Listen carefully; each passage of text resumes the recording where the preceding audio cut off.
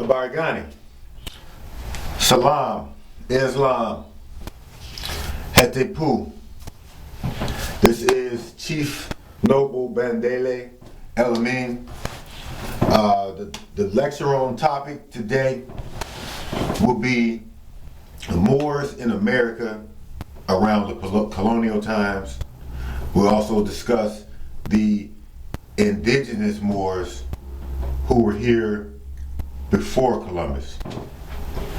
And we will also look at the differences between a so-called Negro and the status of a Moor. What were the differences between the two? So, let's start first with Moors in America before Columbus. Of course, there were Moors here in America before Columbus. When Columbus actually got here, the first Americans were called Indians by Christopher Columbus. Well, we also understand Indians is coming from the word indigo. Indigo meaning the blue blacks. So there are people, that are blue blacks, or that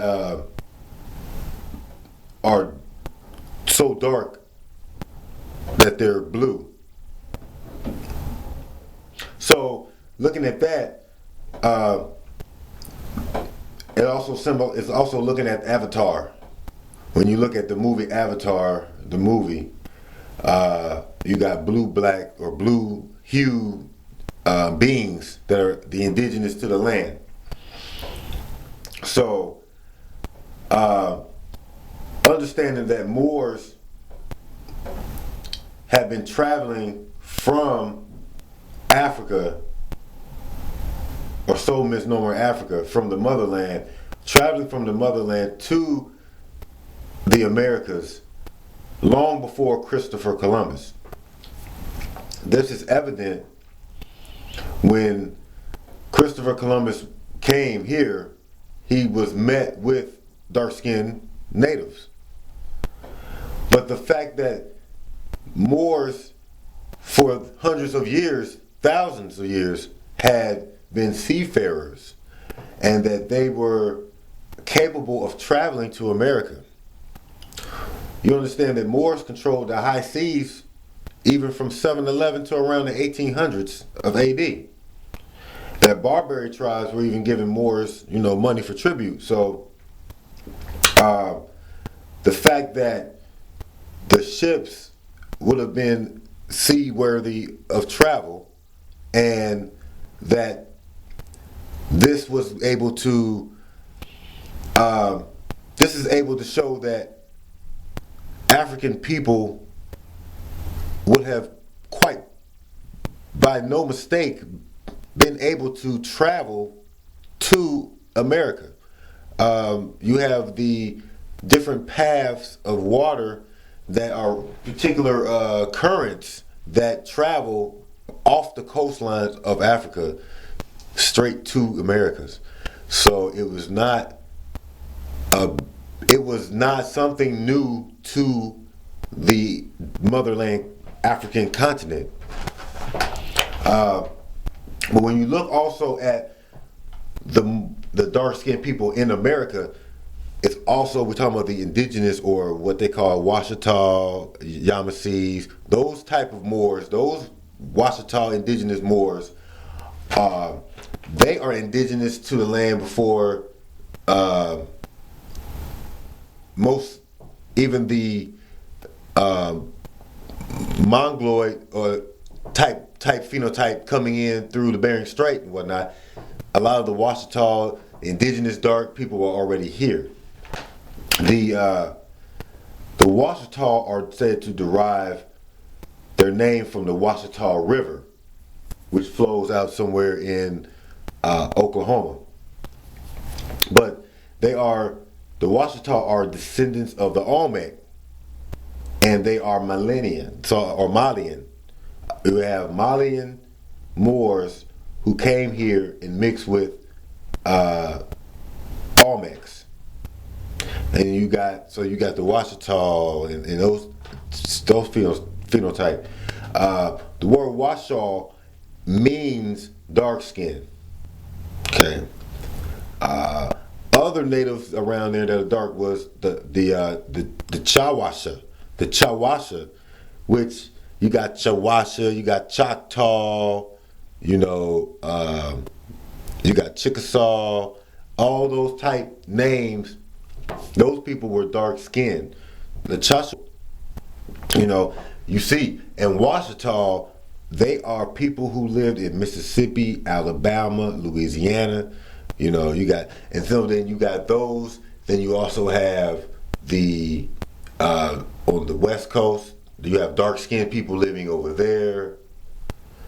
And then you have in the East Coast, you've got the Iroquois and all them who were dark skinned living on the East Coast. So you had dark skinned people really all over the United States, so what is known as the U.S. today, all across the continent.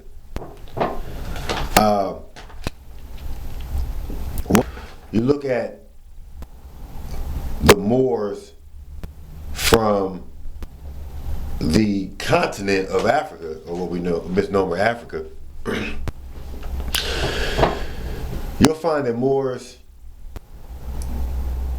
were a major influence in the world from around 711 to around the 1800s. They had a major influence in Europe. The influence on Europe would be invaluable. You look at what I call Moorish science, the influence of Moorish science around the globe for Europe was that in the time of 711, that was around the time that Europe was in a dark age. So what you find is that around 711, the Moors come out of North Africa through Strait of Gibraltar, through Morocco. They came through and they conquered Spain. The Moors had retained a lot of the ancient knowledge, and the knowledge created for these Europeans, it created mathematics again. It created new sailing techniques because the Moors were, like we said, seafarers. It created humanist thinking, philosophy. It created masonry. It created the Knights Templar. It created Gnostics. Even the Illuminati itself was formed out of Moorish science in regards to Moors. Moors were only the custodians of ancient knowledge that had been put together by the ancient people. You look at the Knights Templars started their organization out of the Al-Aqsa, or the temple that was built by Saladin. That was the Dome of the Rock. The Knights Templar studied in the temple. There was no temple. Solomon's temple, the second temple of the Jews, did no longer stand. The Muslims built the Dome of the Rock before the Knights Templars were there, before they existed. So they went to Solomon's temple, theoretically, only by the permission of the Muslims. So the Knights Templars' knowledge comes out of the wisdom that was captured and had been obtained and maintained by the Arabic language and the Moors, and their higher ability to learn on science and technology. They study science, astronomy, astrology, mathematics. They studied various subjects that had been lost to the Europeans. So when you look at that, you also look at what we call the Barbary Treaties. The Barbary Treaties Barbary meaning Berber or dark-skinned people. The Barbary treaties were one of the main treaties was the Moorish Treaty of Peace and Friendship that was created to make peace between the Moors and the United States Republic. By the 1800s, you got to understand that Moorish rule had been fading, and that the treaty was to help to have a better relationship with European nations. The U.S. benefited from this friendship. Okay, so what's happening is that between 711 and 1800, Moors had a height, and by 1492, the Moors began to start losing power in the region due to the defeat of their loss in Spain. Spain was a major foothold. After that time, they were in decline, but yet still had heavy influence on the world. So, but by the time the 1700s come around, you have the United States or American and different European nations who had come over to this other land now called America. They had come to this land and began to start they began to take power and control over the lands. And so it comes to a point where they see the power of the Europeans and they see their time coming. So one of the things was the Barbary Treaty. The Barbary Treaty was also dealing with how much money Moors would get each year from these Europeans to allow them to have free trade or free sales, for them to have the ability to sail across the ocean without interference from any Moorish country or whatever whatever country that the treaty was drafted in, they would have peace and friendship with. Well, it gets to a point where the Moors no longer have the might to maintain these Barbary tributes, as they call them. The Barbary tribute is when the European nation would give so much money each year to the Moors. So what happens is, as you feel the decline, the Moors in Morocco create a treaty. They get the Sultan of Morocco to form the treaty. This treaty was to help have a better relationship with the European nations, and the U.S. will also benefit from it because of the friendship and the weight that the Moors actually still carried in the world. It allowed American Europeans to set up their corporate nation states on the land, sort of like a land grant. But it also gave Moorish sovereigns recognition that America was independent from Britain. It was one of the first of the people to recognize the U.S. as independent. This helped introduce the Moors to, the Moors helped the U.S. to the world stage. What is the difference between a black and a Moor or an indigenous? Well, a black has no real connection to indigenous land or Africa, for that matter, anymore. A black is just a person who has no nationality as far as they're concerned. And this is shown that this is true, that blacks really had no protection under the U.S. Constitution. Free blacks had no protection under the U.S. Constitution. So even if you were free, you still were not protected under the Constitution. All that meant was that you could not be forced to do work. You were not forced into involuntary servitude. That's what that meant. But that did not mean that you were protected under the U.S. Constitution. Free blacks were governed. They were governed under what they call black codes. Slaves were governed under slave codes. Their legal status, they were a non-U.S. citizen. They had no legal standing. Okay. That was actually made into existence on paper for a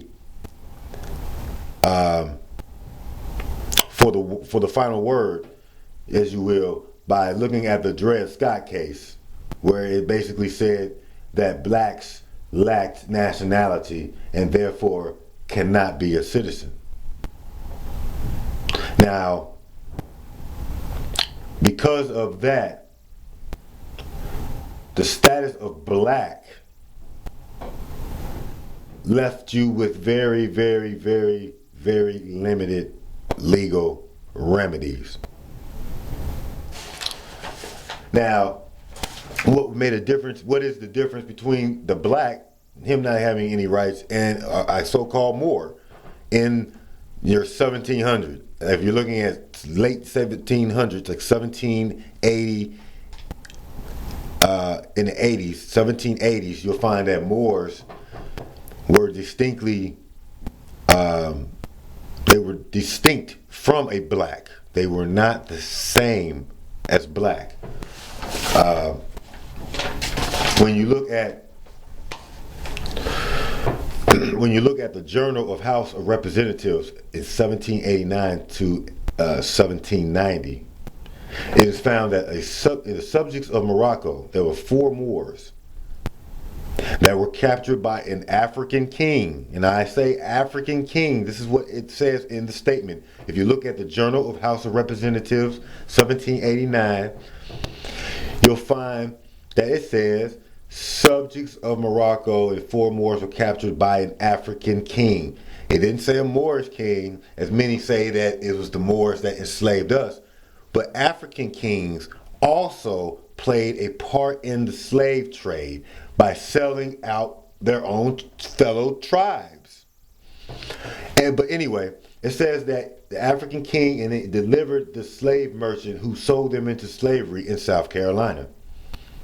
It says that they bought their freedom, and their petition for South Carolina was to clarify their legal status. So those African Moors realized that they had protection under the Treaty of Peace and Friendship